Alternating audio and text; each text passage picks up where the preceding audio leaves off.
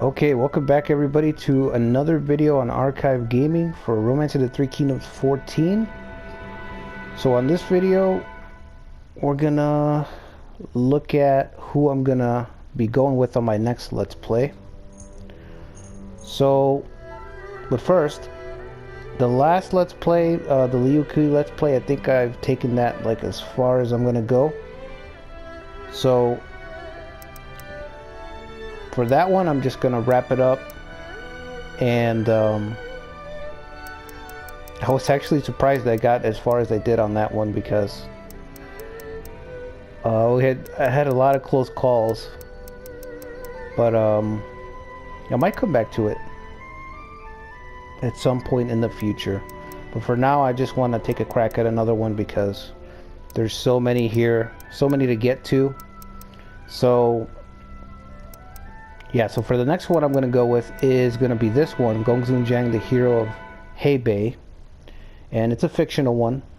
And the premise of it is pretty straightforward. So basically Gongsun Jiang defeats Yuan Shao, and he takes over Hebei. And now him and Cao Cao are ready to square off. And really that's about it. Outside of that, Liu Bei and Lu Bu have joined forces. So that's another, I guess that's a wrinkle that they kind of added to it. But I think the basic idea of this scenario is just, just to look at what would happen if Gongsun Jiang was the one who was getting ready to square off against Cao Cao.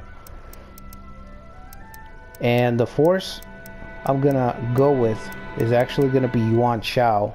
Because I was looking over this map, and the thing that stood out to me is that not just Yuan Shao, but also this guy over here, Liu Xun, they both seem kind of leftover, almost random. But between the two of them, I'm pretty sure that Liu Xun's situation has got to be nigh on impossible to survive. Because it's just, I mean, it's pretty much Yuan Shao's situation, but Yuan Shao's at least got a decent core. So if you look at his retainers, Yuan Shao's retainers, he's at least got his two best generals.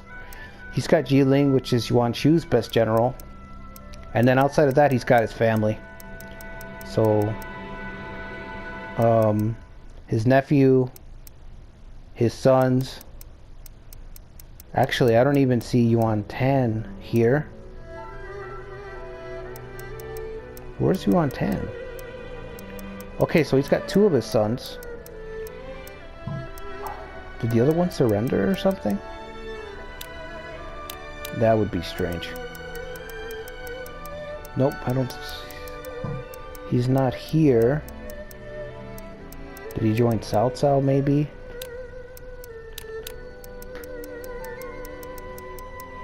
Okay, that is strange. Maybe he's a free officer? What a strange thing. Did they just forget to throw him in there? Huh. Okay, well, he's got most of his sons. He's got his brother, which actually this could be a problem because Yuan Shu is kind of a ambitious. Obviously, he's super ambitious, so he might be like somebody who might rebel. I don't really see him sticking around. In every file that I've had him as an officer, he eventually rebels against you. So I don't think it's going to be any different working under his brother.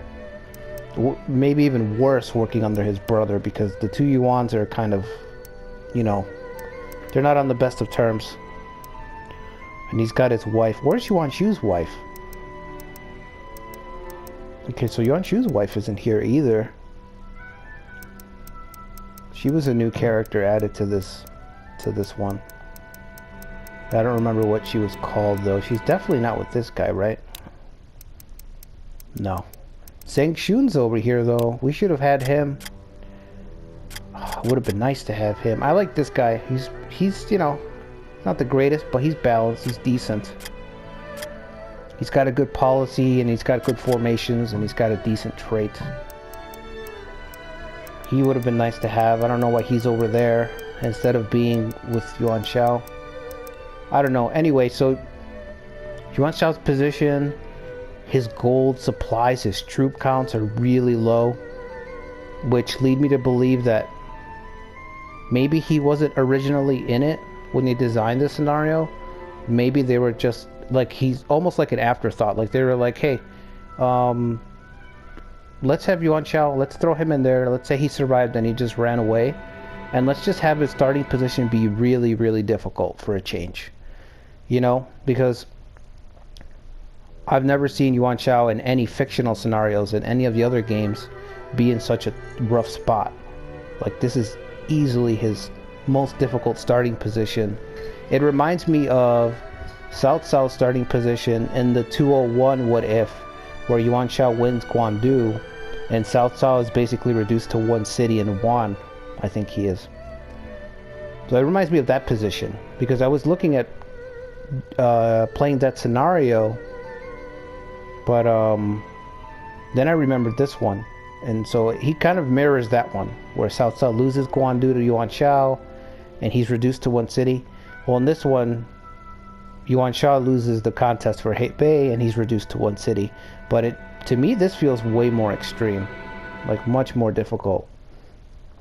Because whenever you play these scenarios where after post 198, 199, and you're playing as one city, it's very like touch and go in the beginning, you know, because you have to make your moves count in the early game. And if you make the wrong moves, you usually don't feel those ramifications immediately. Like, you feel them down the road, where you say, okay, my position is, you know, I'm pretty much finished here. What did I do wrong? And you have to think back and be like, oh, okay, in the early game I should have made this count. So it should be interesting in the beginning, because it's going to be like, okay, you have to hit the ground running if we want to make anything out of this Let's Play, because everyone's built it up. I mean, especially Liu Bei having Lu Bu's forces. Let's see. Does he have everyone in Lu Bu's forces? Oh, looks like he does. Zhang Liao, Gao Shun, Chen Gong. Yeah, he's got everybody's forces, so that's kind of cool. That pretty much makes Liu Bei a powerhouse. I mean, he's already a powerhouse, but he has the territory and the officers now to be a powerhouse from the get-go. So we pretty much have all three kingdoms to the right, to the east. So I think our probably gonna have to try to go west. Let me see if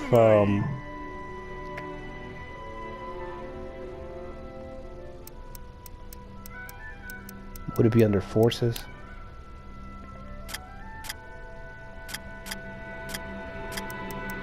I mean, yeah, look at the table here. Look at the starting gold. It's the lowest. The supplies are the lowest. The troop counts are the lowest of anyone else on the map.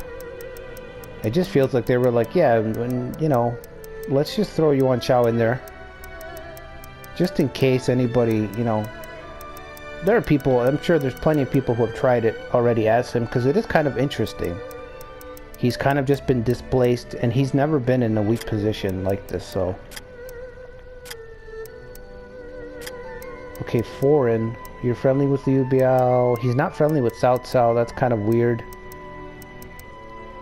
Because he doesn't proclaim Cao Cao as his enemy, like, openly until after he takes Hebei.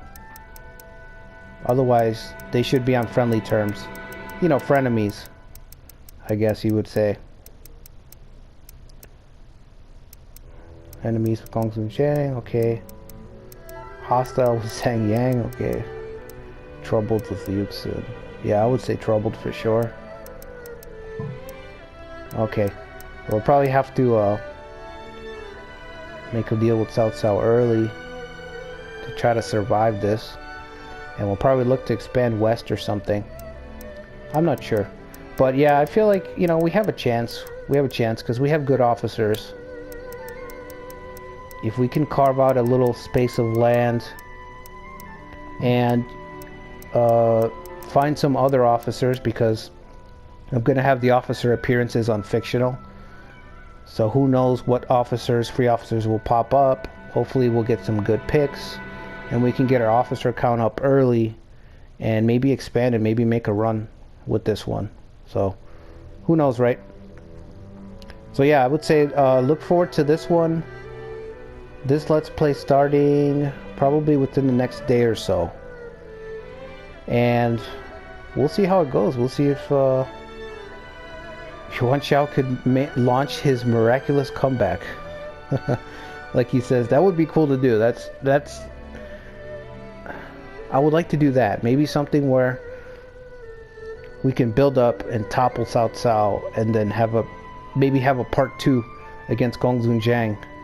You know, following this fictional, this alternative timeline, you know. So yeah, guys, that's it.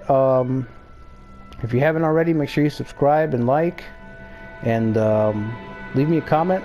Let me know what you think, and stay tuned for the start of this Let's Play. Until then, take care.